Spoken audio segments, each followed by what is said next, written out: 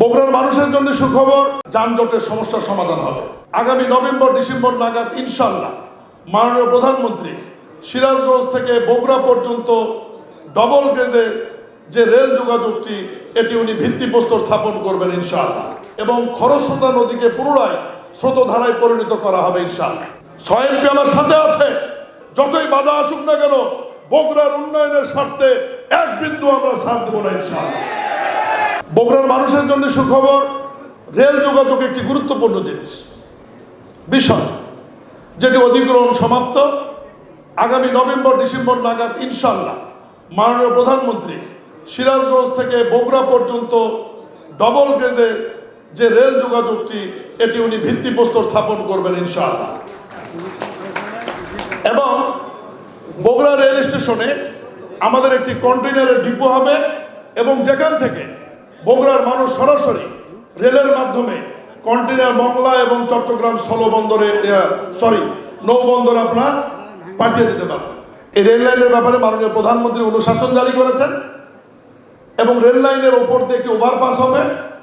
এ ব্যাপারে সড়ক বিভাগ কাজ করছে, এবং খুব দ্রুত সময়ের মধ্যে ডিজাইন এবং টেন্ডারে আসলে আমরা বগুড়ার ওভারপাসের মাধ্যমে বগুড়ার বুক ছেড়ে যাওয়া রেল লাইনের সমস্যার সমাধান হবে ইনশাআল্লাহ। বগুড়া শহরের করতোয়া নদী, এই অঞ্চলের মানুষকে আমরা কখনো ভেবে দেখেছি যে এই খরস্রোতা করতোয়া নদীতে পানি নেই কেন?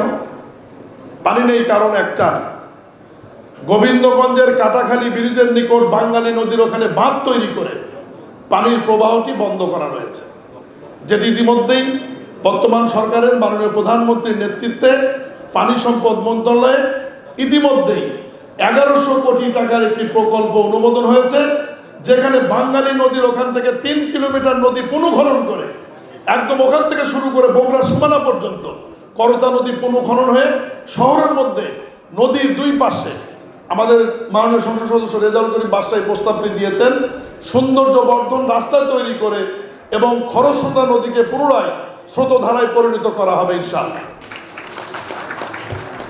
মোকামতলা থেকে জয়পুরহাটের হিলি রাস্তা পর্যন্ত 6 লেনে রূপান্তরিত হচ্ছে। বগুড়া থেকে নাটোর পর্যন্ত রাস্তাটি 4 লেনে রূপান্তরিত হবে। হাইওয়েতে শেরপুরের মানুষের যে জনদুর্ভোগ, বনানী এবং মাটিডালি, এই 3টি জায়গায় এলিভেটেড বা উড়াল রাস্তা নির্মিত হবে, যার মাধ্যমে এই 3 এলাকার যানজটের সমস্যার সমাধান হবে। বাইপাসটি 4 লেন হবে, গাবতলীতে বাইপাস হবে, মোকামতলাতে নতুন একটি বাইপাস হবে, এবং এই কাজগুলি দ্রুত বাস্তবায়ন করবার জন্য বগুড়ার সড়ক বিভাগকে কষ্ট করে যেতে হতো রংপুর। আজকেই মাননীয় মন্ত্রী বগুড়া, গাইবান্ধা, জয়পুরহাট, নওগাঁ এবং সিরাজগঞ্জ নিয়ে বগুড়া সড়কের জোন অফিসের উদ্বোধন করবে এই কাজগুলি দ্রুত বাস্তবায়ন করবার জন্য। বগুড়া সিটি কর্পোরেশন হয়ে গেছে, বগুড়া ওয়াসা অনুমোদন হয়েছে, বগুড়া উন্নয়ন কর্তৃপক্ষ মন্ত্রী পরিষদে নীতিগত অনুমোদন হয়েছে, আইনের অপেক্ষায় আছে। এগুলো কিন্তু একটু বগুড়ার জন্য বেশি উন্নয়ন না, বৈষম্যহীন বাংলাদেশে ন্যায্যতার ভিত্তিতে বগুড়ার যা প্রাপ্য সেই কাজগুলি বগুড়া হচ্ছে, আমরা অতিরিক্ত কিছু নিচ্ছি না।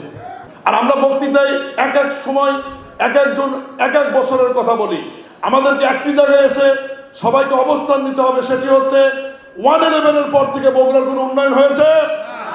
2006 সালের পরে বগুড়ার কোনো উন্নয়ন হয়েছে? তার মানে আজ থেকে কথা ক্লিয়ার স্পষ্ট, বিগত 20 বছরে বগুড়ার কোনো উন্নয়ন হয়নি। আমরা কেউ বলি 15, কেউ বলি 17, মানুষ, দেশবাসী এবং সরকারকে কনফিউজ করার কোনো সুযোগ নাই। স্বয়ং আমার সাথে আছে, আমাদের বগুড়ার উন্নয়নের লড়াই আমি এর আগেও বলেছি, যতই সমালোচনা করেন, যতই বাধা আসুক না কেন বগুড়ার উন্নয়নের স্বার্থে এক বিন্দু আমরা ছাড় দেব না ইনশাআল্লাহ। বগুড়া জেলাকে শহীদ রাষ্ট্রপতি জিয়াউর রহমানের জেলা হিসেবে, বেগম খালেদা জিয়ার জেলা হিসেবে, মাননীয় প্রধানমন্ত্রী তারেক রহমানের জেলা হিসেবে বাংলাদেশের মধ্যে একটি অনন্য জেলাতে রূপান্তরিত করবার জন্য যা যা করার প্রয়োজন করা হবে ইনশাআল্লাহ।